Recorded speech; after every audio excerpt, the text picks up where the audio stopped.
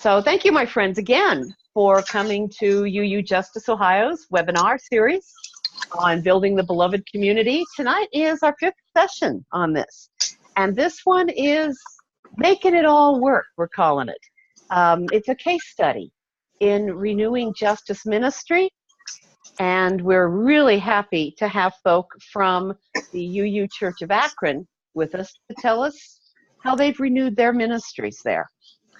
So we've got Scott Piepho, who's a freelance, and he's raising his hand. He's a freelance journalist, college instructor. And in the past, Scott's worked as an attorney, a community organizer, and a political communications professional. He's a 20-year member of the UU Church of Akron, sits on the board of directors of UU Justice Ohio. So in a sense, he's my boss. And then there's Sarah Culver, and she works part-time as a clinical counselor with a focus on affirmative LGBTQ counseling. And she has been chair of the social justice ministries at the UU Church of Akron for about 8 years now. And she's going to be joining their board of trustees in June. So this is wonderful, and welcome to you both. As always, I want to say a word or two. Oh, there's Deb. Hello. I want to say a word or two about UU Justice Ohio and the fact that we are on website, Facebook. We have our own YouTube channel now and Twitter. So check us out, because all of these videos from all these webinars are now on our YouTube channel, as well as being on our Facebook page with links. So some congregations, their justice ministries programs, are reviewing these webinars together with their justice ministry teams as a series. And then our next and last session is going to be Building Beloved Community with Anti-Racism and Spirituality, Fostering Healing Capacities with Justice Ministries by Dr. Shelley Touchlook. And she has written a book on racism and spirituality. And a lot of folk read it at the last General Assembly. So we're looking forward to having her, and that's going to be on June 13th at 7 p.m. And I just want to put in another word for the Poor People's Campaign, which starts this Monday at the Ohio State House on the corner of Broad Street and High Street at 2 o'clock in the afternoon. And we are going to be focusing on women and children and people with disabilities in poverty. Please come. Everybody is welcome to the rallies, and they are going to be quite the kickoff for a season of Moral Mondays and moral renewal and awakening here in Ohio and across the country. So please join us. And for a little centering as we begin, I'm going to read something by Gordon McKeeman, who was a longtime minister at the UU Church of Akron. And he wrote a little meditation called Ministry is All That We Do Together. He says, ministry is all that we do together. Ministry is that quality of being in community that affirms our human dignity, that beckons forth hidden possibilities, invites us into more deeper, more constant, reverent relationships. It carries forward our heritage of hope and liberation. Ministry is what we do together as we celebrate the triumphs of our human spirit, the miracles of birth, life, the wonders of devotion and sacrifice. Ministry is what we do together with one another, sometimes in terror and torment, in grief, in misery, and in pain, enabling us in the presence of death to still say yes to life. We who minister, and we all minister, speak and live the best we know with full knowledge that it is never quite enough, and yet we are reassured by the lostness found, fragments reunited, wounds healed, and joy shared. Because ministry is what we all do together. And so thank you for being here. And I will turn it over to Scott and to Sarah. Okay, thanks, Joan.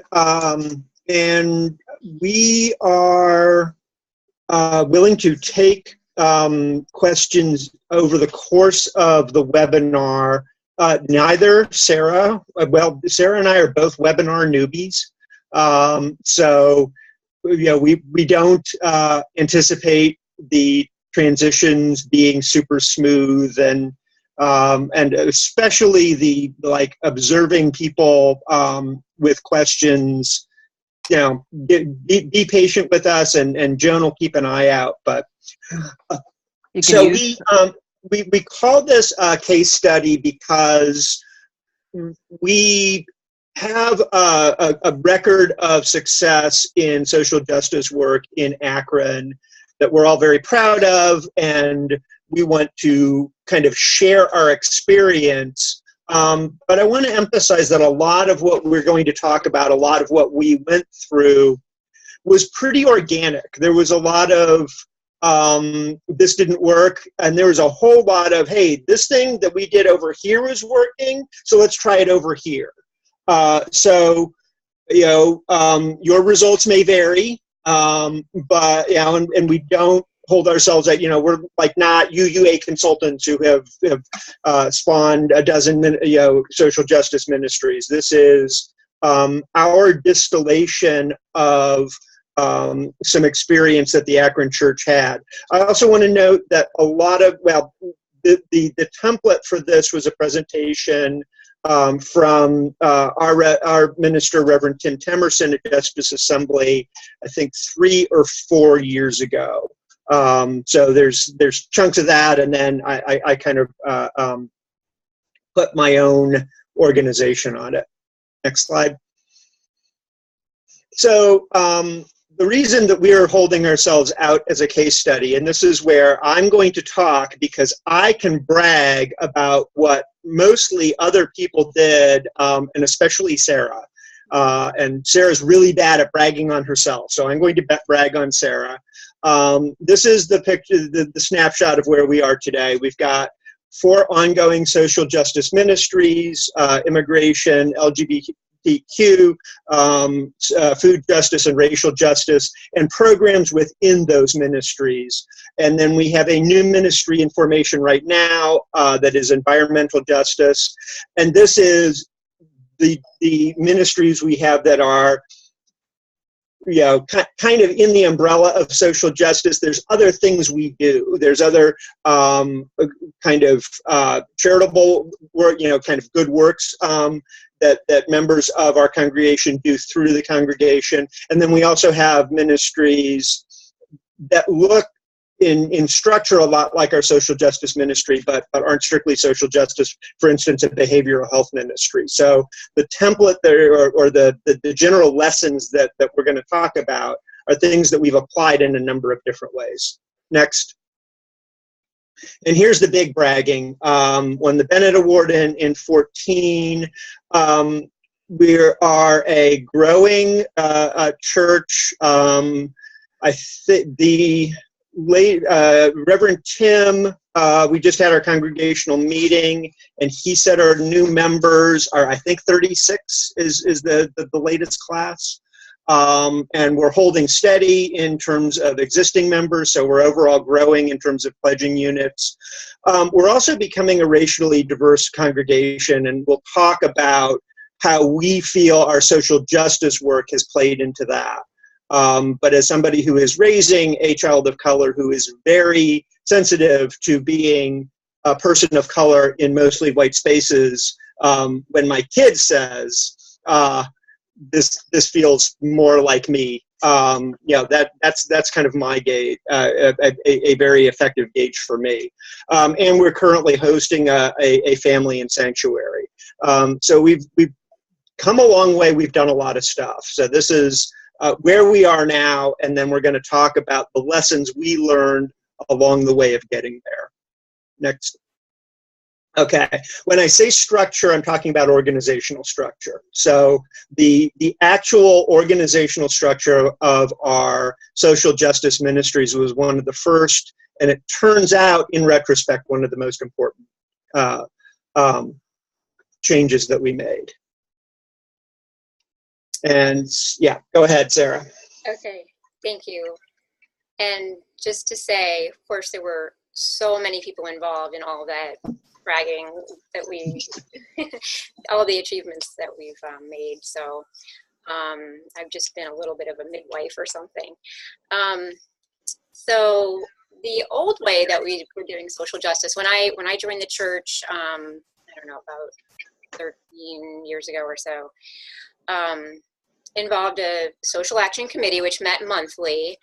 And a lot of the time was spent discussing our priorities, discussing, I remember taking, half an hour just to talk about, or maybe more, what organizations should we send our monthly collection to. We pass the plate every week, but once a month we would take a collection and send it to a local organization generally. So, sometimes we'd hear from different organizations, and then we'd discuss, where should we send this? And we had a really powerful get things done kind of leader who focused a lot on creating forums, bringing in speakers, and so it was a lot. Everything went through the social action committee. Okay, I think you can go to the next slide. And so we had a lot of, people would come to us with different ideas, but only a few people were really making the decision. We would have maybe 8 or 10 people at the meeting each month, and not a whole lot was accomplished, and not a lot of people felt like, oh, I own this. I really want to get involved with this. So then, next slide. And I want to just interject here. Working in UUJO and also being active in Summer Institute, this is both a model and a set of problems with the model that I hear a lot. I don't think our church was unique in that kind of model of a social justice committee and in experiencing the difficulties that we did with it. Definitely. So then, as it says on the slide, 2 people demanded autonomy for a revived welcoming congregation committee. We had done the work to become a welcoming congregation before I joined. I think we finished up around 97 or so. But we weren't really doing much with it. And I was one of those 2 who was a rebel and decided, we'd really like to do some work around LGBT welcome and inclusivity and reaching out. And we thought it would be really helpful to have, a name, not just to say social action is doing this, but to kind of revive the welcoming congregation language and to promote some things that we had in mind. We were at that point going to Cleveland Pride each year and as social action committee organizing, but I think there were a couple of us that really wanted to do some more work without having to go through the committee. And that, it was not easy. But it just took some discussion and some support from Reverend Tim, our minister, who had recently joined, to get that moving ahead. And so the success of that, we called it at first a subcommittee, is really what started us realizing that this was an important way to start restructuring. It also helped that our minister was aware of, I think task forces might get more action, be more active and get more stuff done. So he had that model in mind, which helped inform what we were doing as well. And so we started moving into this new model, this new social justice model, where the chair, I soon moved from, leading that subcommittee into the chair role, was my role a lot of the time was to help to develop each new issue area that we focused on. So really that was a really key point, is that our teams or groups or task force, whatever name you want to give it, a ministry, would focus on a certain issue where people, at least a few people in the church, felt really passionate about. And that was really key, that I would meet with those folks and help to develop that. Each ministry developed a little bit differently, but and those teams then were able to do work on different levels, and partnering with other organizations in our community was a huge part of this new social justice model, which we'll talk more about in a little bit.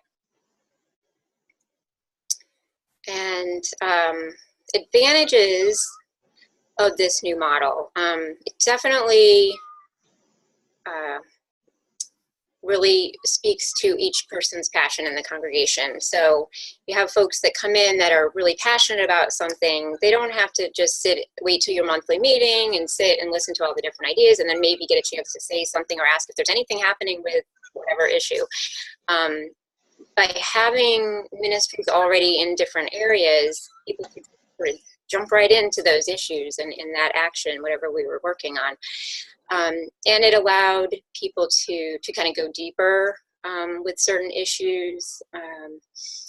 And certainly a huge advantage of partnering with the organizations is also the relationships that we built, not just with the organizations, but with the people that those organizations were serving. And those relationships then enriched our congregation.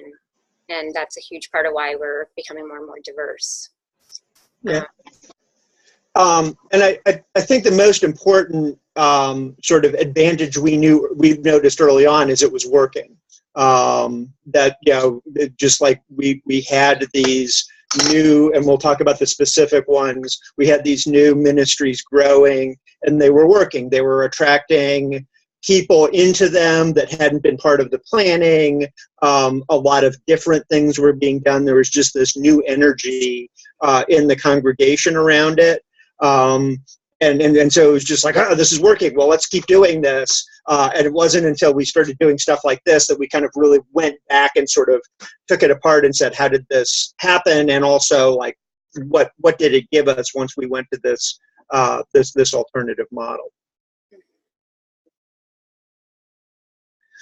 I think this is a particularly vital lesson that we learned for UUs, because UUs can like study things and acquire knowledge forever. I'm speaking to you from my office, and behind me is a table with at least 100 books on it that I own and have not read. And that, I think, is a good metaphor for how a lot of us approach life. Certainly I'm guilty of it. A lot of the old model was, as Sarah said, bringing in speakers, having forums, and it was great. But then once we had the knowledge, it didn't lead to energy to get things done.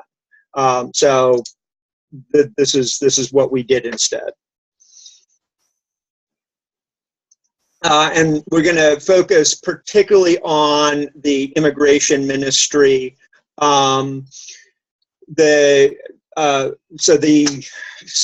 congregation study issue was adopted in 2009. It was for the 2010 to 2014 period.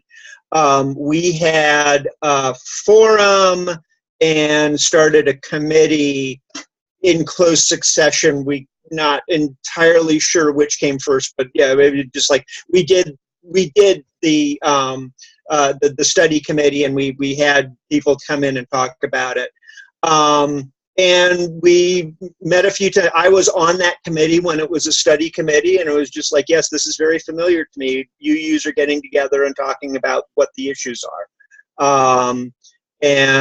I kind of had to leave before things moved on, but that's kind of where we were. But it was, started on the new model of, it was an independent committee, sort of overseen by social justice, but it wasn't going through social justice the way it used to be. So we were well on our way to the sort of independent committees, or semi-autonomous committees, but we kind of had to get over the next hump. Yeah. So we partnered with it's the Immigrant Worker Project, right, Sarah? Right. I keep going back and forth between immigrant worker and migrant worker. The Immigrant Worker Project, there is a worker camp in northern Stark County, a little to the south of us. There's some pretty extensive agriculture there. And so it's an organization that works with migrant farm workers, some of whom are undocumented, some of whom are not, all of whom have legal needs, and all of whom have human services needs, and that's what the Immigrant Worker Project is about. Reverend Tim and Carol Temerson sat down with the director and said, what can we do? And I think there's a little bit of back and forth and of getting to know each other, and the director of Immigrant Worker Project is a very scrappy, grassroots, rebel kind of guy, and so I think that there needed to be a building of trust. And we started, members of our church started working directly with migrant workers and other recent immigrants. And ultimately, that last one, Research for Asylum Cases, we had some of our people who were going into asylum hearings to present information about, like, what is happening in this person's hometown? Why is it dangerous for this person to go back? And that was the launch of the immigration ministry. That is a ministry that is still going. We still do a lot of the same work. We have an ongoing conversational Spanish class at our church, kind of on the other side of that, for anyone, but especially for people who are interested in it. And we have some of the families that we work with that are now members of our church. They're regular attendees of our church. So it happened because we said we're not going to sit in a room and learn about a lesson, or learn about an issue, for 4 years. We're going to figure out what we can actually do. Like, is there something out there where we can work on, with people with real needs in the real world and make a difference? I think it's important to add that the beginning of this ministry, after our minister and his wife spoke to the director of Immigrant Worker Project, began really slowly. The very first thing we were invited to do was to join them for an annual celebration. So it was not social justice, it was just fellowship. So we went, it seemed like 15 or 20 at least from our congregation went out to a park 45 minutes to an hour from us, where they had this annual celebration, and it was over the summer. And we just helped kind of keep an eye on the kids and get to know people. And so it's just that really gradual relationship building, which was hugely important for, I think, all of us, within our congregation and the community that Immigrant Worker Project serves, because they needed to make sure that we were trustworthy. I mean, a lot of these folks were undocumented, so it took some time before we were given more social justice type tasks. I think the next step was the human rights research, because that's something we could just do from home. We didn't actually know the people themselves, just where they were from. So but now it's really blossomed, and those relationships have gotten really strong.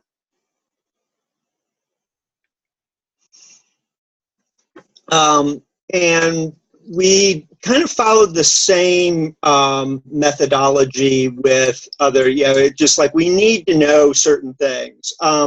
Food justice, I kind of got my history switched around. A lot of the food justice background work was done by the people who took the lead on it, learning about basic food justice issues in their professional lives and then bringing that expertise. That was one where we really had a couple people with some pretty impressive expertise who were members of our church who started, and then it was like kind of teaching the broader community. Where outreach was the new name of the LGBTQ ministry, and about this time I had taken over that, and a lot of what I was doing was meeting with community organizations to find out what needs were, and explore some ideas that we had. Racial justice started with a number of us, including Sarah and I, driving down to Worcester together, taking anti-racism training that was offered through, at that point, OMD. And then we did stuff. So the big launch for food justice was the Hunger Banquet. Sarah, do you want to explain what the Hunger Banquet was? Sure. That was, I don't know if any of you might have experienced this, but basically after a sermon one day, we invited all the folks that had come for that worship service to participate in a meal where when you walk in the door, you're given a ticket. And most folks were given a ticket where all they would get, I think, was some rice.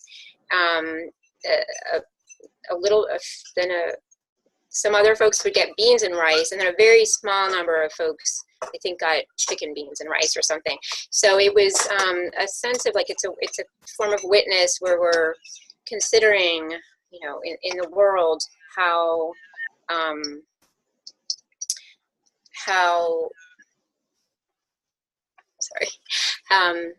like what the balance is in the world, you know, who has food and who doesn't, and just becoming aware of how little resources there are and suffering that's out there. So I'm getting a little bit of light assistance here technologically. That's why I'm a little distracted, because I realize that I have daylight providing light for me, but pretty soon that'll be gone. Thank you. I think that's good. So that banquet, I think we had 100 folks who had been at the service attend the banquet, and then at that meal we then talked about we're starting this food justice ministry, and here are different ways to get involved. And that was when we were just about to have a big community garden out back startup, and so it really got the congregation involved by coming to that banquet and learning about what is food justice, why does this matter, and how can we get involved. So sorry to go on so long. Mm-hmm. And as Sarah said, that was happening around the same time we were developing a garden on our property, and from that we went to the community meal, which we'll talk about in greater detail on later lessons. For outreach, our big first event was a Pride Prom. It was an alternative prom. This was, I think, 5 years ago. And even then, there were queer youth in our congregation who were having trouble taking same-sex and same-gender dates to school dances. So we put on an alternative prom. We had almost 40 youth at our first one, and then that kicked off that kind of seeded a broader effort at a ministry that we participated in for LGBTQ youth. Racial justice, our first big kind of visible thing within the congregation was we had partnered with the Akron Organizing Collaborative, who were lobbying for a Ban the Box bill, which is making it unlawful for a public entity on their employment application to have a space requiring somebody to disclose if they had a criminal record. So the criminal record gets disclosed later, but a person is assessed on merits without that. And it is shown to make it easier for ex-offenders to find jobs and reintegrate. So examples of getting stuff done. Okay, sorry. Yes, go, Joan. Lesson 3, find partners. So this was really essential, as we've alluded to. You've already seen partnering with the Immigrant Worker Project made all the difference in immigration ministry. And so we're going to talk more about that. So we had already had experience with partnering, and a thing I've heard when I've mentioned, yeah, we get together with this organization to do this ministry and this organization to do this ministry, is I've heard people from other congregations say, oh, our people would never go for that. Like, they really want their ministry to be their ministry. And so it helped, I think, in a way that we didn't even realize it was helping as we were doing all this. Like, we never had a conversation about, oh, we're worried about doing, doing this work with this other organization because we'll lose our identity or we'll lose control or something like that.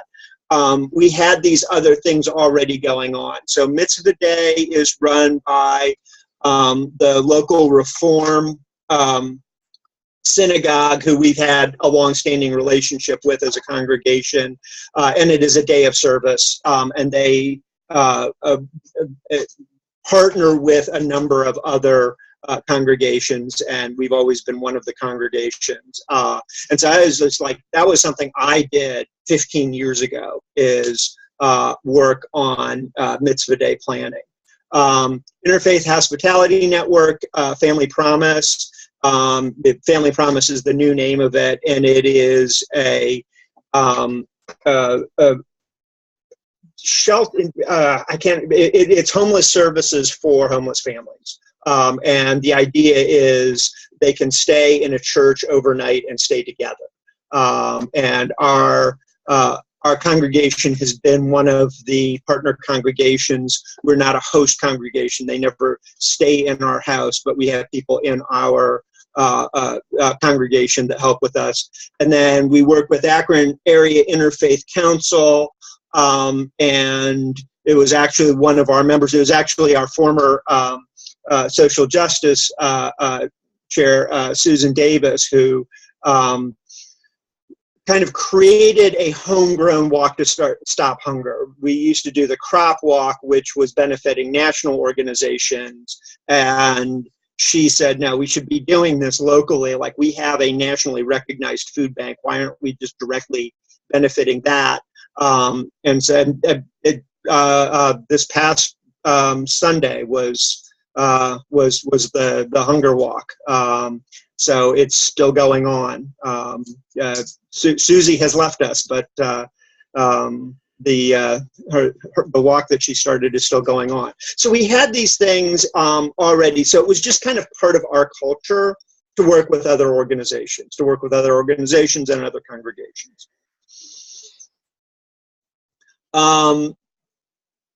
So benefits. Was there one in between? Was there one? Is this yours? Oh, that's all right. Yeah, I could talk about this. Yeah, go ahead. So, as I mentioned earlier, like, one of the big benefits of partnerships is the relationships that are built, and just how that enriches all people involved. But certainly, in order to, as far as expanding the social justice work that one can do, it really helps to have partners who already have trust with those communities, that are have expertise in certain areas, and who are willing to, it allows us to be part of a bigger effort than just what we could do alone. And there's resources. I'm trying to remember what we're saying there, Scott.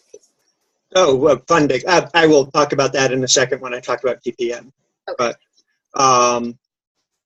yeah, and it's important to remember that our congregations tend to be relatively small collections of unusually committed people.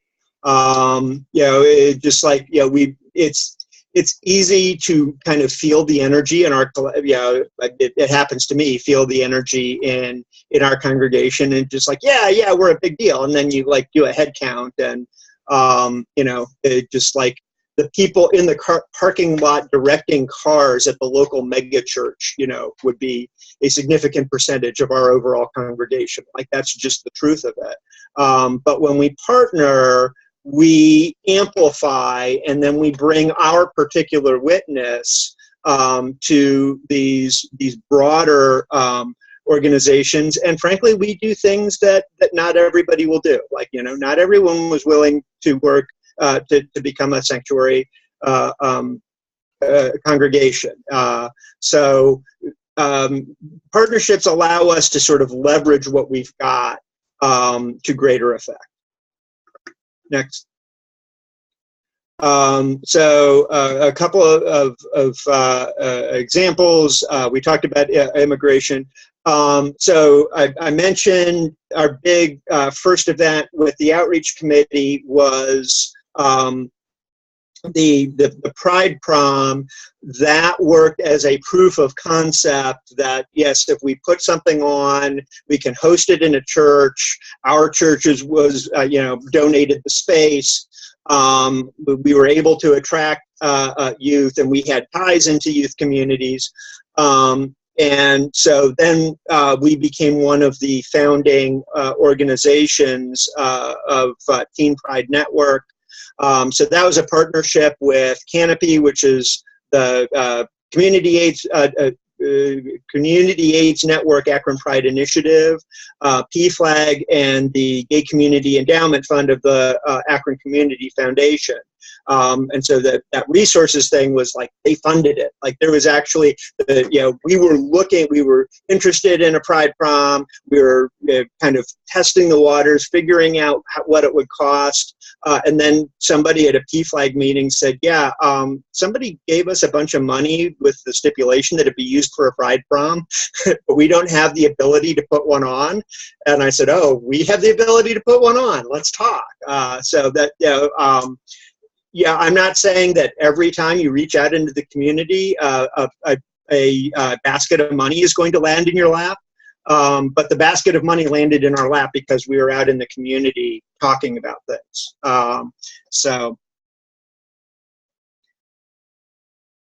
So attributes of an ideal partner, certainly an organization that is nearby the congregation and has that trust with folks that they serve. It's important, I think, for us that an organization that will give us some time to learn what they're doing and for us to get to know them and to be open to what we might offer. I mean, I think it's vitally important that we follow the expertise, we follow the communities that we're interested in working with and what their needs are. But at the same time, sometimes there's a synergy that happens if that organization is also open to what we have to offer. So it's certainly more than just sending our folks to, say, the food bank to volunteer. It's creating something that wouldn't have otherwise been happening if it weren't for that partnership, which I think is really so rewarding. And then it's, I guess, certainly a partner that's open to working with us, having our congregation members become involved.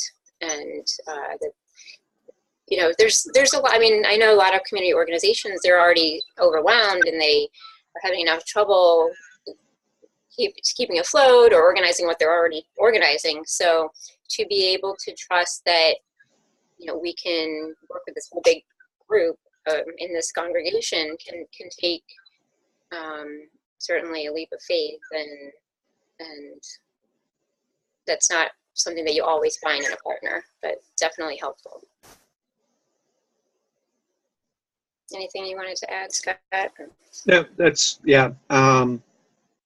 Yeah, the slide and you covered, you know, yeah, you'll know when it's working. But you also, I guess I would, the one other thing I would add is, don't be too shy about asking.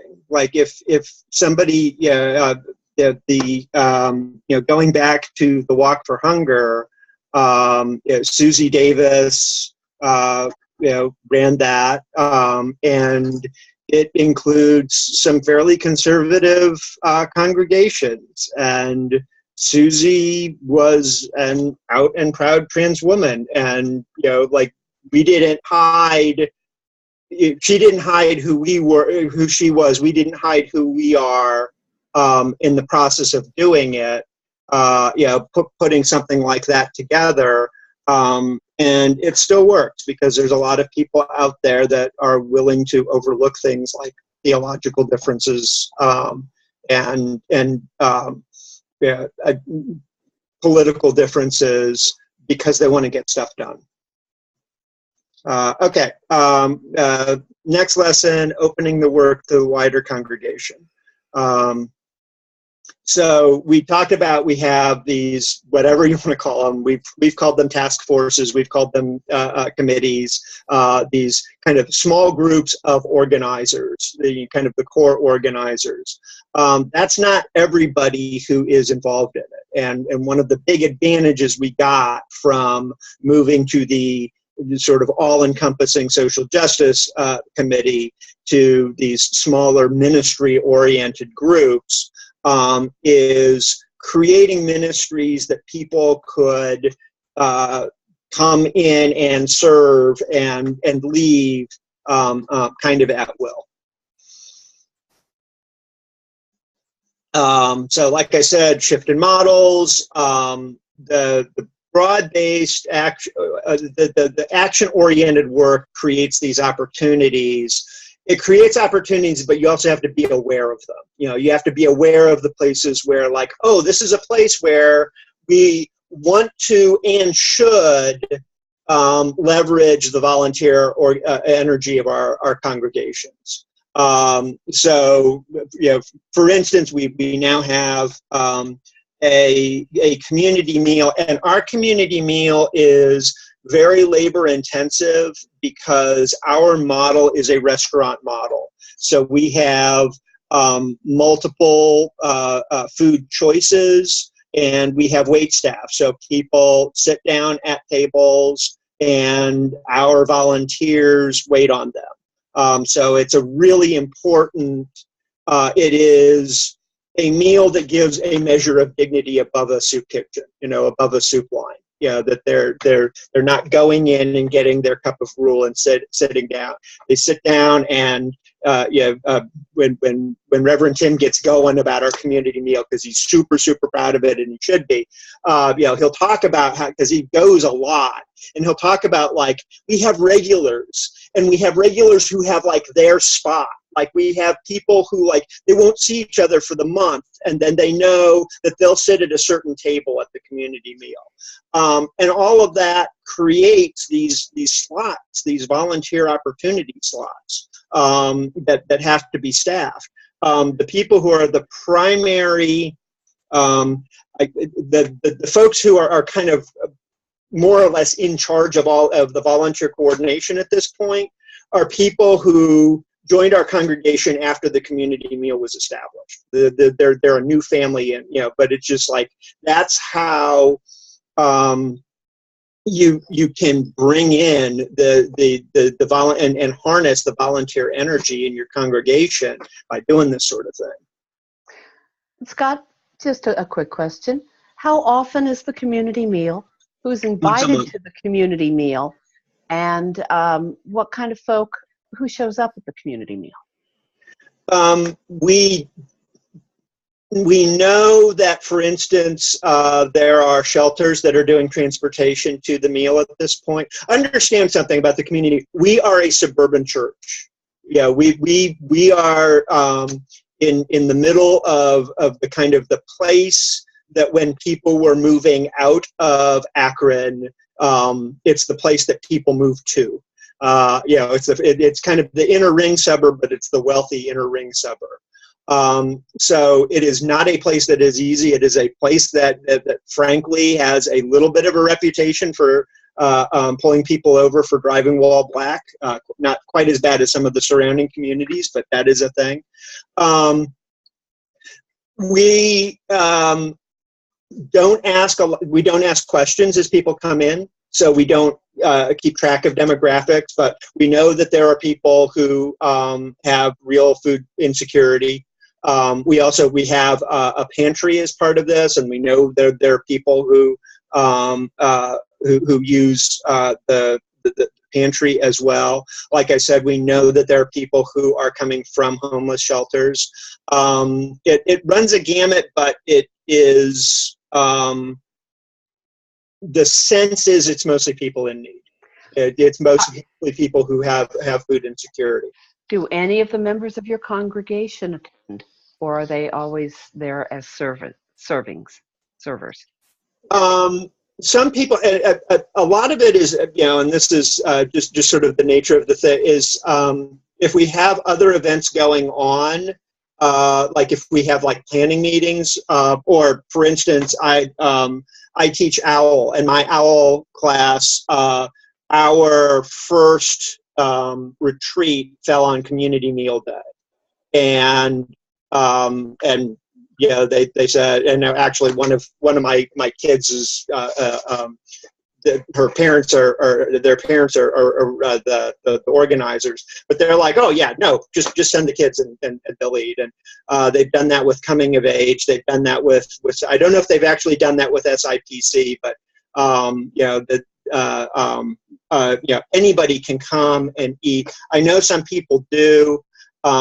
Generally, our folk have an ethic of if they're going to eat, they work to eat.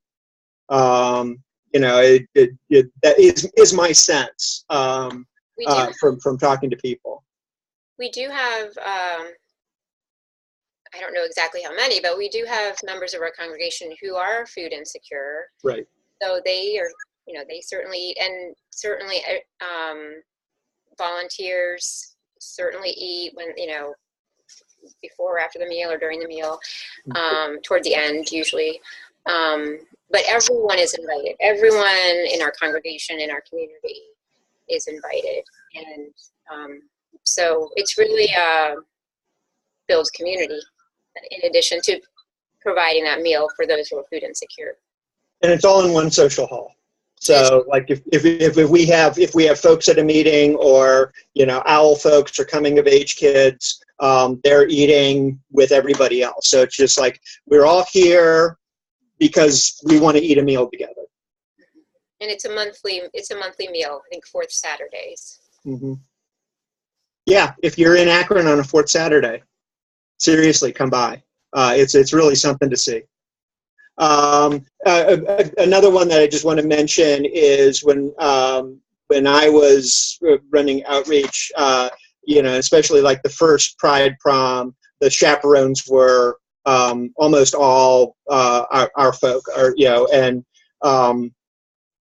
again, there's a young couple that I think they were within their first 6 months of attending, and one of the first things that they did, kind of as an event was chaperone our first Pride Prom. So, you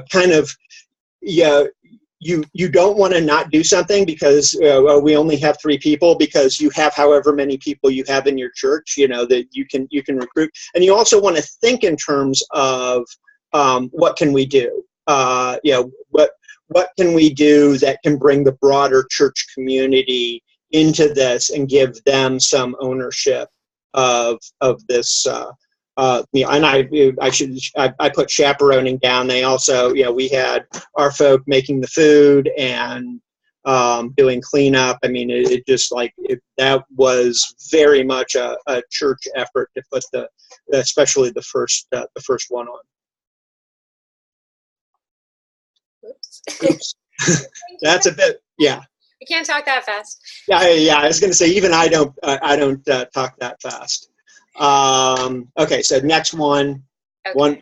one forward. I think that's the one we're on now. Yeah. Okay. Now we're on. So we kind of touched on this. That we had we've had a lot of instances, anecdotally, of people, kind of coming in. Like a lot of churches had the experience of people coming in after the election because they just felt like everything is bad. Okay, I need to find a place that is trying to make things better. One of the things that we have found is we have people coming in and sticking, and they are saying that the reason they're sticking is because they immediately found stuff to do. They immediately found a way to like harness that pain, that energy, that anxiety, and channel it to something that was making things better. So it has helped with new attendees. It helps with people feeling like they are part of something. As Sarah said, I was bragging on Sarah, but I was bragging on everyone. I'm bragging on the whole church because when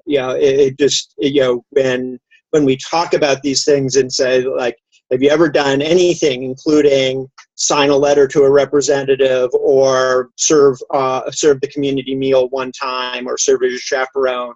Like, it's a majority, a super majority who are standing. Okay, now next. So a few more lessons, these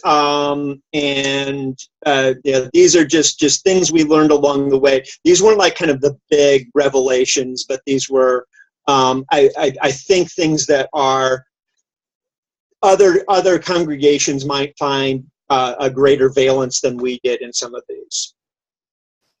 So yeah, go ahead, Sarah. Okay. So one thing that we found really, really important is the partnership between lay leaders and our minister. It's helpful if you have a minister who is really interested in social justice and has some ideas about that and wants to work with the congregation, of course. So that partnership was really important as far as, when I was first chair, I would spend time meeting with Tim and talking to him about his ideas, my ideas, and how, who we might bring in to work with, and kind of step by step how we might move forward on certain things. And also the other piece that was really important as far as coordinating between minister and lay leadership is that we often would have a worship service focusing on a certain justice area, issue, and then follow it up with some kind of meeting or gathering, whether it's just to learn a little bit more from someone who spoke during the worship service, or to start planning and organizing. What do we want to do? Who wants to get involved with what brainstorming ideas of what to do next. So that was very important. Another piece is that we really focus on developing one new ministry at a time. There would be some movement toward, sometimes we had multiple things developing, but a lot of the energy was going toward one, and really like, let's get this one off the ground before we really spend a lot of energy on another one.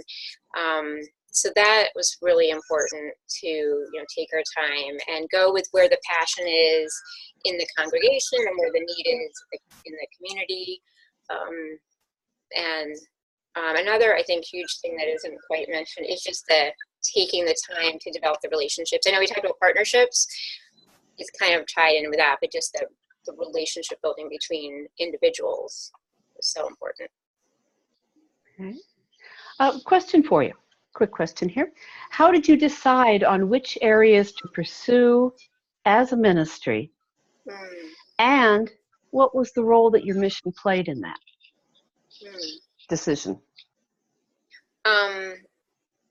What was the second part of the question? What was the role that our mission? What role did your mission play in deciding what ministries to pursue? Yeah. I know our mission at the time when I became chair is different from what it is now. We've had at least one change. But and I don't mean your mission statement. Oh, okay. I mean your sense of mission as a congregation. Okay. I know that when I would say food justice was really the first ministry that we developed. We had, the original like welcoming congregation subcommittee thing that happened, but that was really just a couple of people that really wanted to do more with it. Our first really intentional, like, let's really try to develop something here, was hunger and food justice. And I think there was a lot of interest that we were hearing, Reverend Tim was hearing, and I was hearing about, hunger in the community, food insecurity, and some folks that had some either knowledge or expertise or experience in that area that were part of the congregation. One person had been a personal chef, another was just a community organizer who had a passion for food justice work. So that was a big part. Also, we had another person who had been a chef in the past. So it that really came from the congregation of the interest and passion. Immigration was like that. I mean, it was spurred by the study committee, yeah. But it also, in that case, the congregational member who was really passionate about it happened to be the minister's wife. But I don't think that's why it happened. Well, I mean, if you know Carol, that's not why it happened. It would have happened no matter who she was related to. She just had a personal passion for it. And I think that that's a lot of where it comes from is you getting people with personal passions. Our newest, as I said, is environmental justice. That is being led by a biologist who teaches at the University of Akron, and an invertebrate biologist who has seen, he's gone to the Great Barrier Reef and seen the bleaching. So this is just a thing that he's personally passionate about. So a lot of it comes from a thing that I don't think we have done is have somebody at a top level say, hey, here's a thing that we should do, and find people to do it. It's been much more, we have people, the closest to that has been racial justice, just because that was clearly a need. But we also, we have a member of our congregation who went to Ferguson and then led a sermon in which he talked about that. So that passion and knowledge was resident in the church. I don't know how it would work to have somebody say, hey, this is a thing we should do. You guys, figure it out. But ours have been, there's a story that's slightly different for each one. But it tends to start with, there are individuals in the congregation who are passionate about and knowledgeable about that issue. And Chris has a question. Yes. Thank you both for sharing so generously of what y'all are doing. How has the church engaged the white supremacy culture dialogue, and how is that infused in your justice making? Asking about white supremacy dialogue. Yeah. Yeah, that's an excellent question. If your church has done 2 teach-ins, and what has that led to in terms of anti-racist, anti-oppressive, that at all since we've been talking? Or if that's a part of your model, or? That is something that is to some extent part of our racial justice ministry, but really it's not. It's a lot more something that we're talking about within the leadership of our racial justice ministry and with our minister. And we're developing a task force that will look at white supremacy and inclusivity, and that we'll be starting to audit within our church how we're doing on that, and then provide feedback to the congregation. And so I'm very hopeful that that work is going to happen in the next, over the course of this next year. and then we'll make changes from there. We do definitely have folks that speak up and remind us that we should wait. Now, this is not like a structural institutional thing by any means, but you know, some of our members will remind us that let's wait until we have people of color or women speak before we have white people speak or men speak or something. So we're doing some of that, but that's very not across the board. And then I think that as chair of social justice ministries that we have now, I'm wanting to do more related to, like, how do we really dismantle white supremacy within our ministries? So, and I believe that it's something that we're still tackling, that we're still aware of based on, you know, we've had some worship services and teach-ins, but we haven't made a lot of changes yet. So we're studying, which takes a little longer than we wanted to. And then I think we'll see action as soon as we can after that. And then making changes as we can. We do have a class right now on the history of anti-Blackness that one of our members has been very kind enough and passionate enough to want to teach, that a number of us are taking.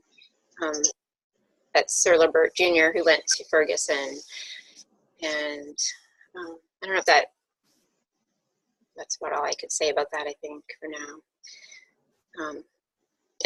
Just one other thing, though, that does guide our choice of what to pursue next in at least one case is the UUA Congregational Study Action issue. So with immigration, that's definitely made a difference, because we had folks that went to GA in 2010 where that was a big topic because it had just been voted on the year before. And they came back and said, we need to do something about immigration. And then that got the ball rolling to go to a couple of like the State House and a council meeting not far from us, and have plan a forum where we had folks letting us know what they knew about immigration. And that's when the study group started. So some of it is because we're inspired by what we voted on as a denomination. And then Scott, did you want to continue the slide here? Or? Yeah, I will continue the slide, and I will, as part of that, mention a couple things that kind of fit with that. So next lesson is be patient. A lot of these ministries took a little time to get traction.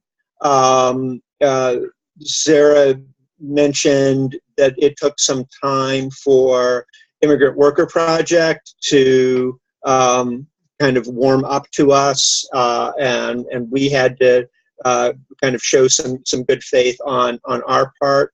The first community meal, the first time we tried a community meal, we were partnered with another congregation, and it was at that other church, and that I don't think it was the tableside model, and it just didn't feel right for us. I think it was also logistically, I think we were moving our stuff there, and it was right. Yeah, because we had a lot of the food, and we have a professional kitchen. From when we did a remodel, we made we had a professional caterer who said, "You want to do this," and he was right.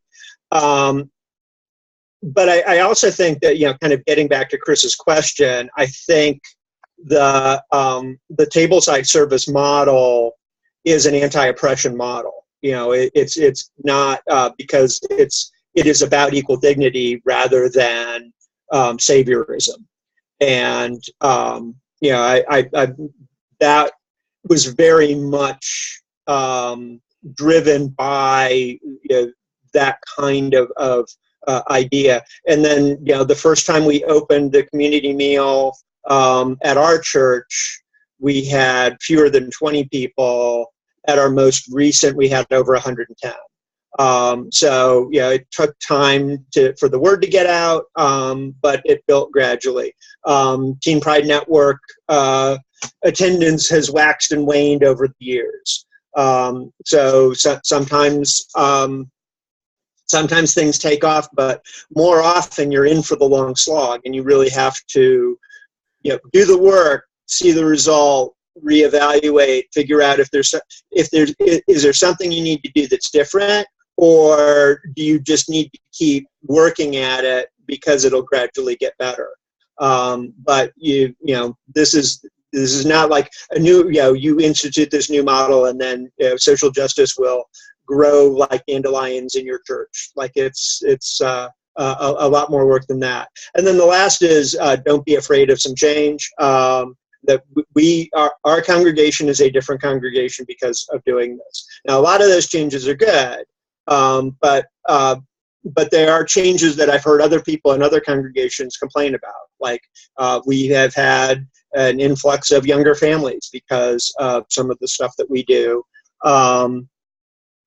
And we have made some changes to one thing that I have discovered personally is access is work. Like making things genuinely accessible to everybody in your congregation is work. Some of the families that have been coming because of our work with Immigrant Worker Project, they're English language learners, and some of them are not terribly proficient. And so there have been times that we have had to work to make things available to them, to make sure that we have translation. We do small things like our order of services in Spanish and then in English.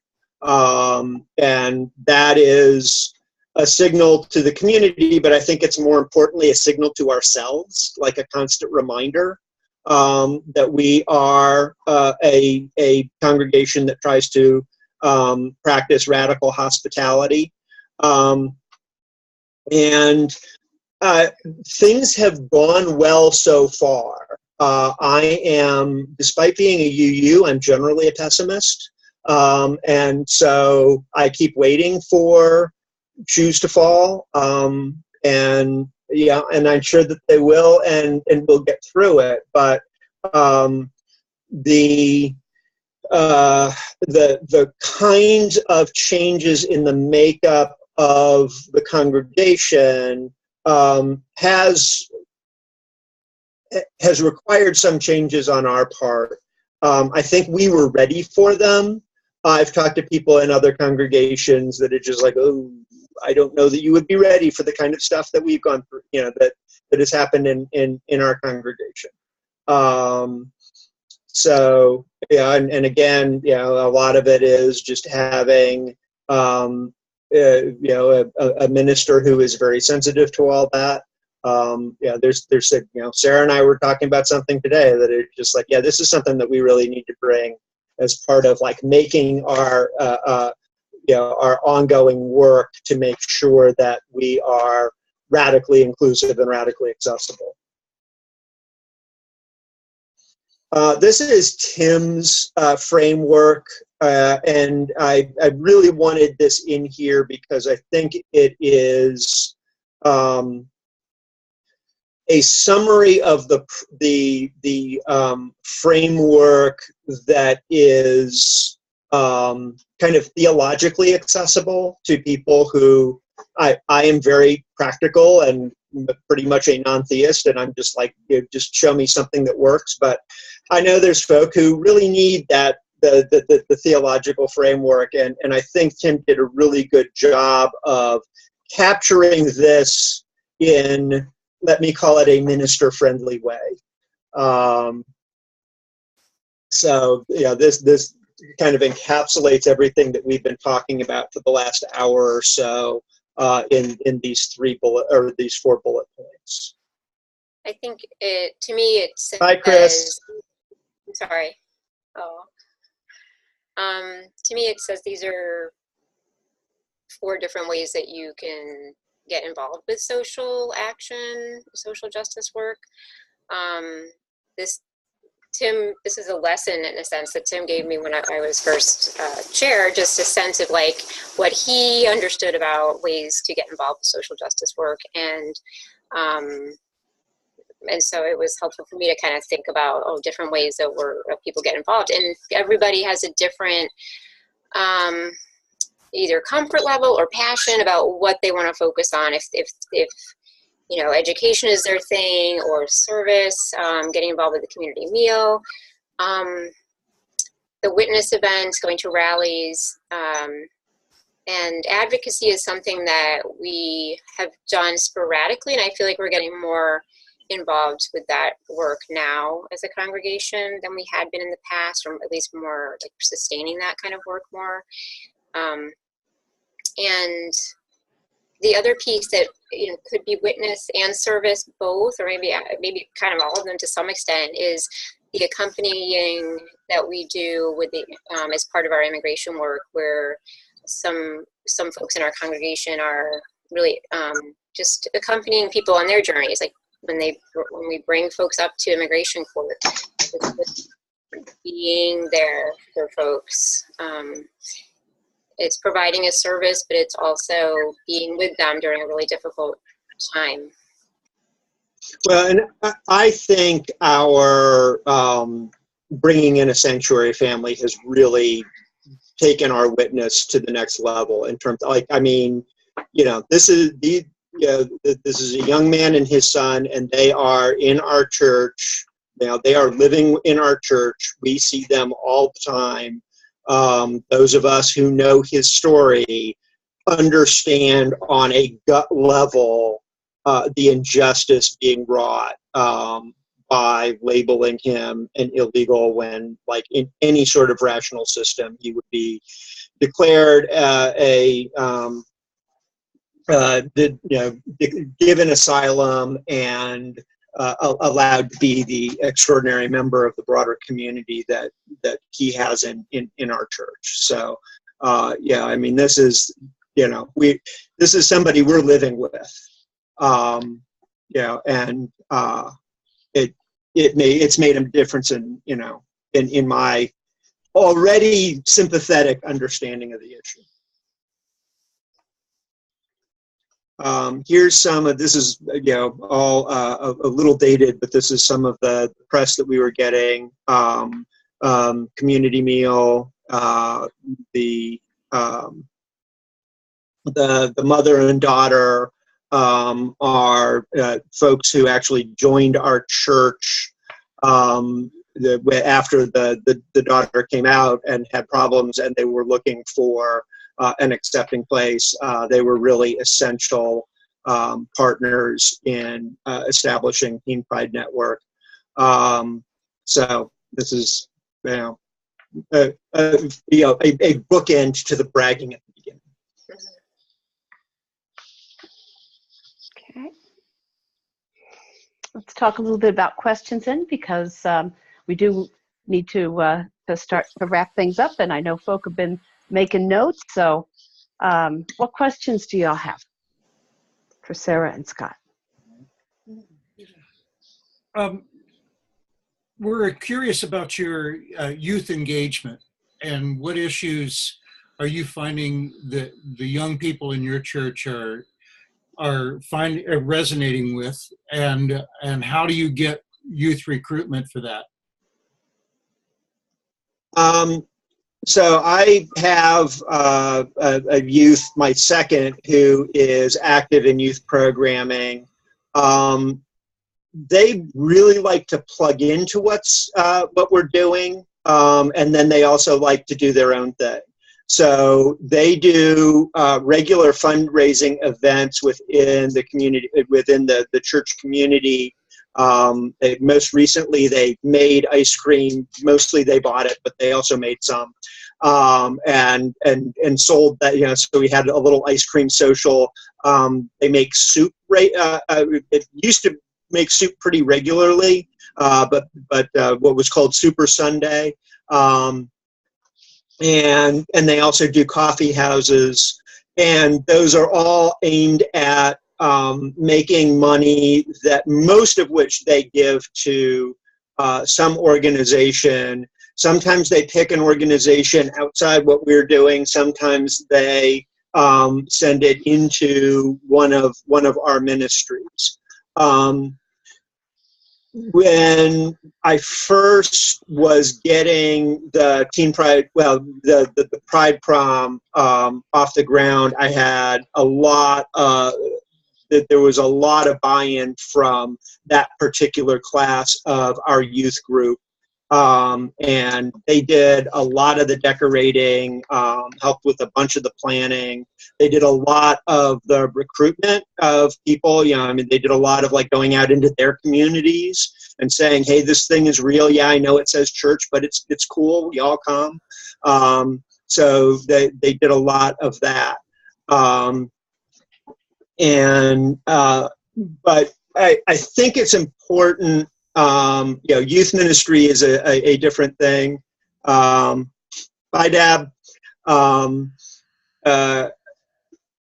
It's important to let the youth have a fair amount of autonomy. Like it's, you know, I'm very convinced that the youth autonomy was an important thing. But then when they come in, when they're part of it, treat them as equal partners. You know, just like when they step up and they're you know, raising money for, you know, one of our ministries, and you know, you recognize that, and you recognize that in church, and you know, let them know you appreciate it. So and it all sounds really focused and hands-on too.